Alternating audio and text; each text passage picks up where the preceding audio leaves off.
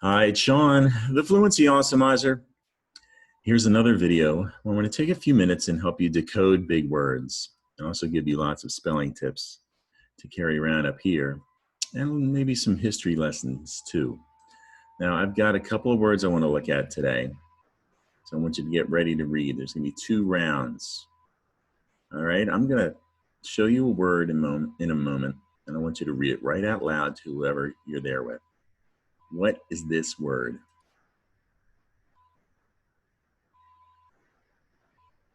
All right, how about this word?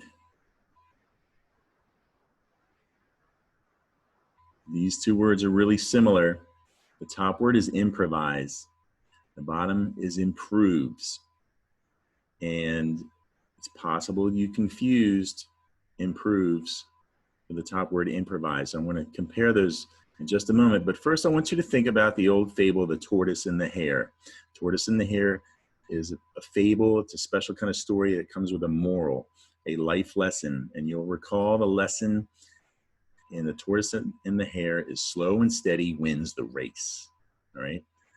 Now, there are times in your life where you want to take that lesson about slow and steady. It doesn't have to be about running a race, but any time in life where you want to take something slow and steady, here's one of those times when you decode big words like improvise.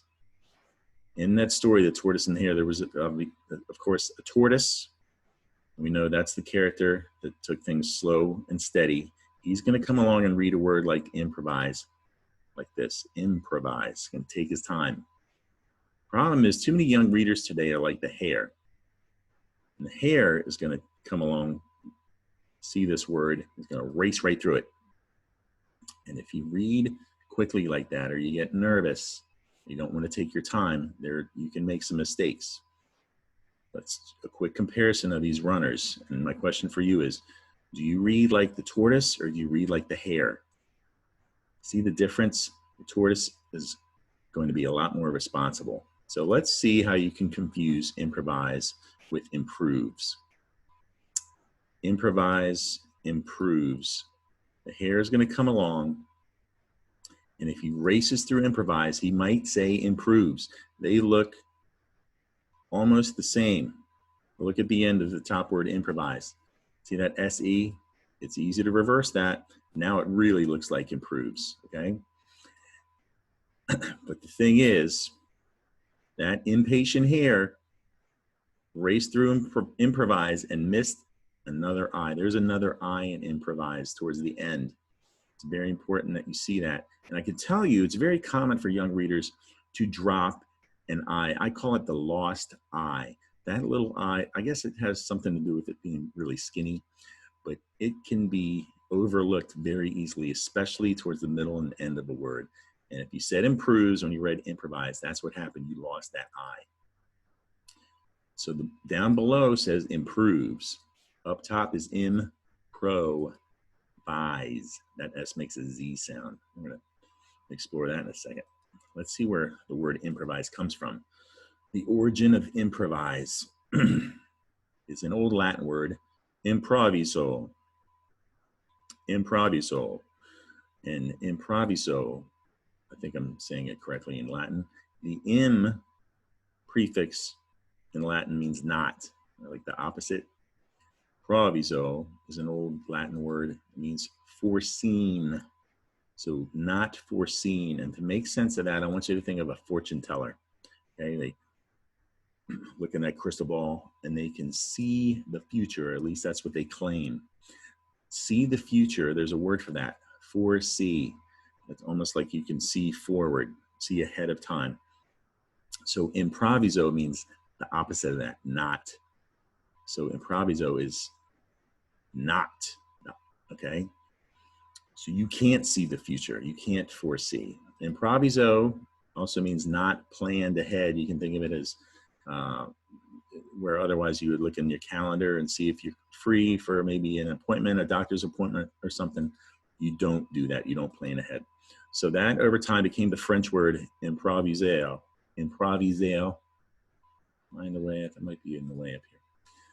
Improviser in French means the same thing. And if you drop the R, it became the English word improvise. And improvise today means more to perform something without preparation. It's a word used in performance, singing, dancing, telling jokes. It also means no foresight, like it has historically in Latin and French. And improvise is an abbreviation, improv. Maybe you've heard of that. And improvise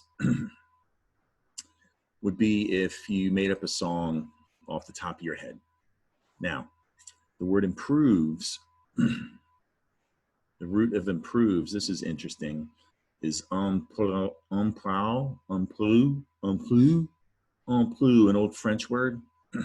Looks really strange, doesn't it? And long ago in French, the em, see, this is fun, meant to bring, prou, profit. So emprou is all about making money. Historically, long ago in early French, emprou meant making money. Over time, the em became im. That U turned into a V. And now we have in English, improve. And improve we know to mean to make better or to become better. And that's why people might send you a balloon if you're sick. Feel better soon. They want you to improve, right? And is there money connection there? No, but you can improve your situation by earning money, right? So still means that too. And now we're going to add an S to improve, which is a verb, to make the word improves. And that's where improves comes from. Now, second round. What's this word? Read it right out loud.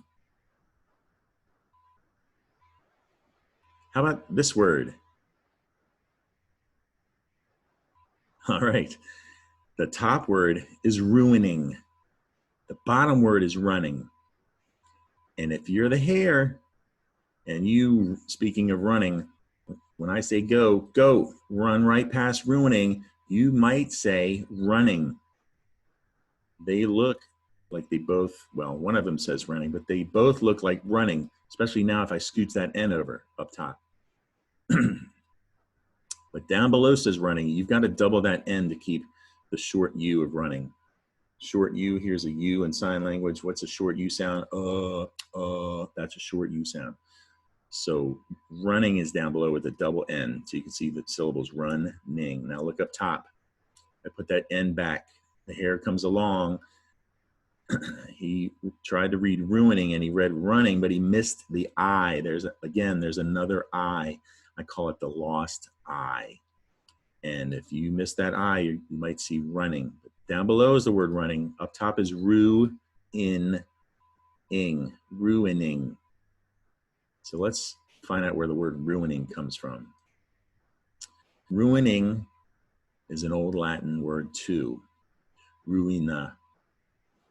Ruina. And in Latin, ruina historically meant a collapse or a tumbling down. And speaking of Latin, long ago, when Latin was spoken, places like Italy and Greece, well, Italy anyway, here's some old ruins. The Colosseum in Rome has collapsed. There were a lot of sculptures done back then. Look at this poor guy. Both of his arms have fallen off, okay, have fallen down. So that's what the Latin word ruina. Now, we drop that A, we have the English word ruin. Ruin. Ru-in. It's two syllables. All right? That explains the confusion with run. But ruin becomes ruining. We add an ing. And let's see, how could we think about ruining? Scribble Scrabble. Oh, come on, you're ruining my video with a Scribble Scrabble. Oh, good, it's not ruined. Ruining, all right? There's the word, that's where the word ruining comes from. Now, we're gonna wrap up here. Get ready to read. I've got a big phrase I want you to read for some extra fluency practice. I want you to hit pause, give yourself plenty of time. Here we go. Hit pause and read this right out loud.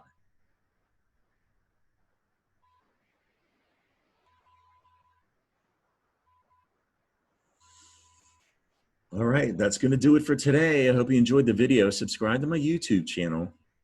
I'm posting videos like this every weekday to help readers in grades 2 through 6, and even beyond 6th grade, or even before 2nd grade, and help them decode big words, and also give you some history lessons and some spelling tips. Mom or dad can follow me on Facebook at the Fluency Awesomizer. In my photos, I have over 200 fluency exercises just like this. Keep you busy going through summer and keep your fluency awesomized. All right, I hope to see you back here soon at the Fluency Awesomizer. Bye.